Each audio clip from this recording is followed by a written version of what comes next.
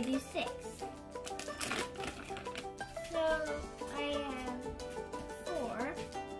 Now I just need 2 more. You know, I'm really not a big fan of cranberries. Next, you pour sparkling water into the glass.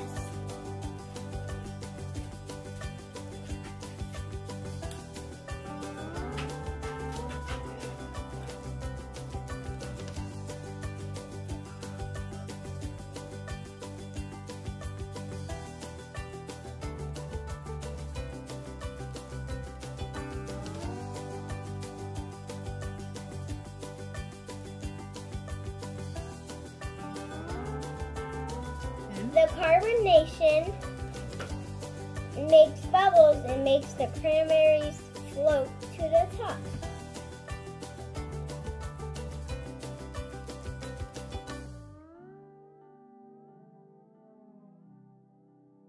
The carbonation bubbles surround the cranberries and make them float .